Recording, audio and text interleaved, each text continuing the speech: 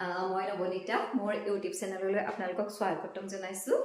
বিহু পালেহিয়ে, বিহু বুলি মই তেনেকৈ একো প্ৰিপেৰেশ্যন কৰিব পৰা নাই, যিহেতুকে মিষ্টাৰ নাথাকে, ইহঁত দুটাক লৈ কৰাটো বৰ সম্ভৱো নহয়।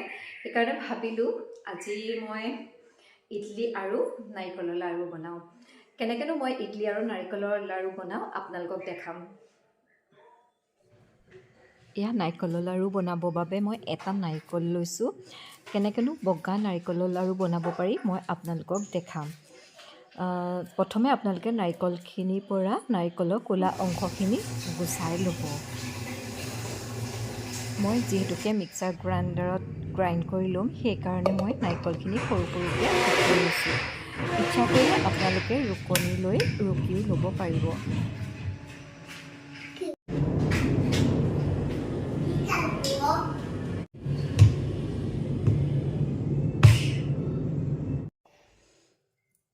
এয়া মই এটা নাৰিকল লৈছোঁ আৰু 1 কাপ চেনি। আপোনালোকে মনত ৰাখিব, এটা নাৰিকলৰ কাৰণে 1 কাপ চেনি। চেনিখিনি দিয়াৰ পাছত আপোনালোকে এনেদৰে ভালদৰে হাতেৰে সানি ল'ব।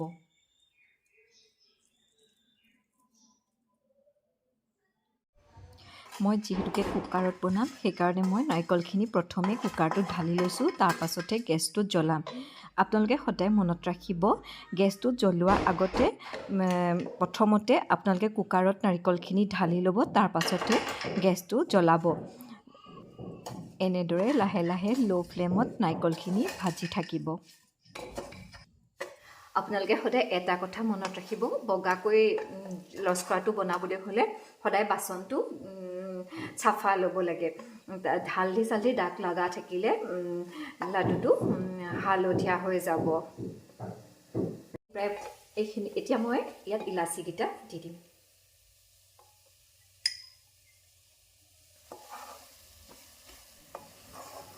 এইখিনি প্ৰায় ভজা হৈয়ে গৈছে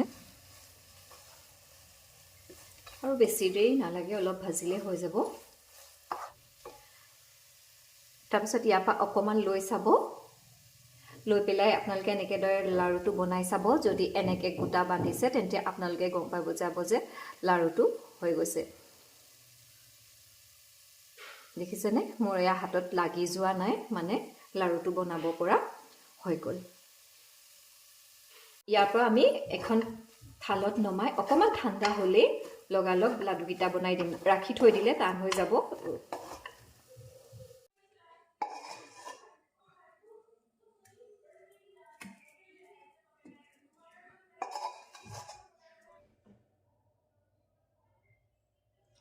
চুই চাব, অলপ যেতিয়া আপুনি হাতেৰে চুব পৰা হ'ব, তেতিয়া এনেদৰে লাডুখিনি পাতি পেলাব।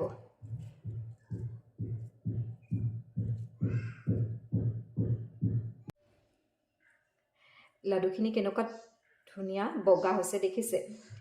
আপোনালোকে সদায় চেষ্টা কৰিব বাচনটো যাতে চাফা হয়, দাগ লাগি থকা নহয় হালধিৰ, তেতিয়া কালাৰটো বেয়া হৈ যাব। আৰু পৰাপক্ষত আপোনালোকে কুকাৰত বনাবলৈ চেষ্টা কৰিব। কুকাৰত তলখন যিহেতুকে ডাঠ থাকে, ঘপককৈ লাগি নাযায়।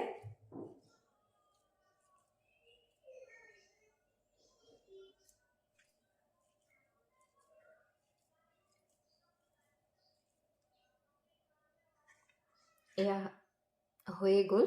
যদি অকণমান খৰখৰীয়া হোৱা যেন দেখে, হাতে এনেকৈ ভাঙি ল'ব।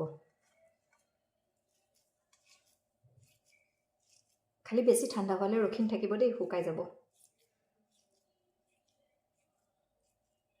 চাব যিমানটো জোখত আপুনি হাতে চুব পাৰিছে, তাৰপাছত বনাই দিব। এনেদৰে বনালে আপোনালোকৰ নাৰিকলৰ লাড়ু সদায় বগা হ'বই। এয়া মোৰ নাৰিকলৰ লাড়ু হৈ গ'ল। দেখিবলৈ ইমান ধুনীয়া হৈছে, চাওকচোন, একদম বগা বগা হৈছে। আপোনালোকে এনেদৰে বনাই চাব। এতিয়া মই ইডলি বনাম।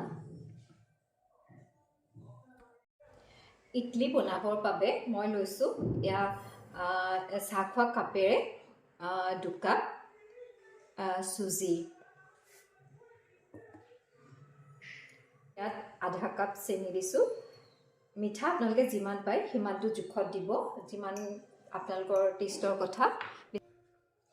সেই একেই কাপেৰে মই প্ৰথমতে একাপ গাখীৰ দি চুজিখিনি মিলাই লওঁ।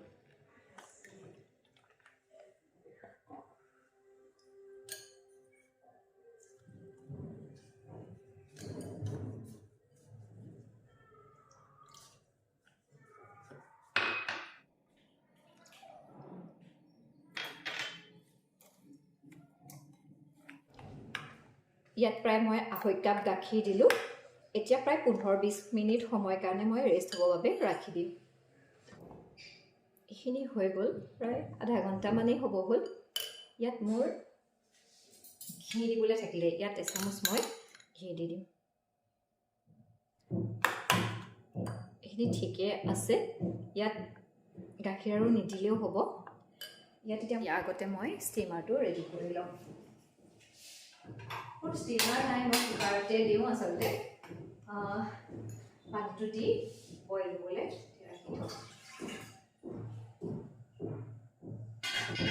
এতিয়া মই দিম ইয়াত এচামুচ বেকিং পাউডাৰ।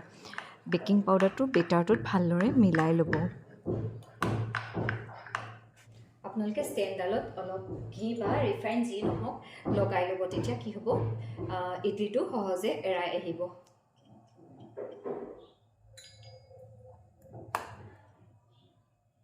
কম কমকৈ দিব, যিহেতুকে ফুলি আহিব।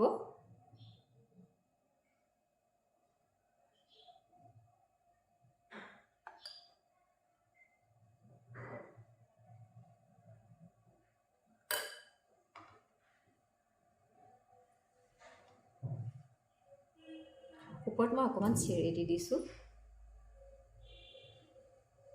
নিদিলেও কথা নাই।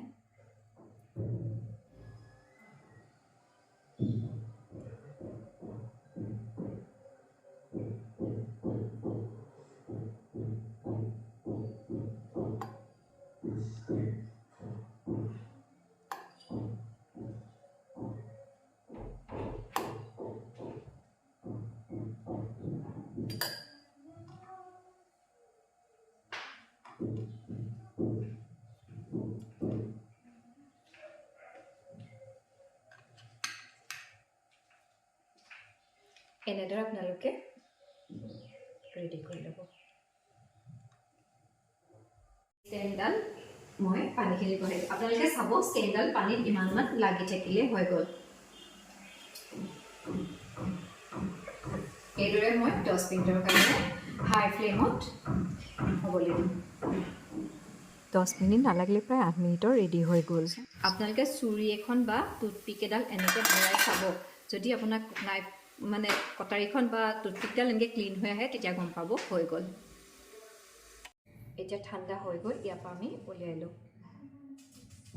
অকণমান ঠাণ্ডা হ'বলৈ দিব, গৰমে গৰমে নুলিয়াব, ভাগি যোৱাৰ চান্স থাকে।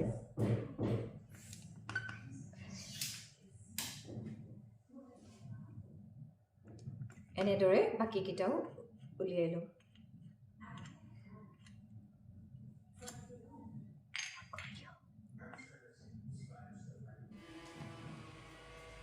এইখিনি হৈ গৈছে, দেখিছে ইমান ধুনীয়াকৈ সিজিছে, চাওক।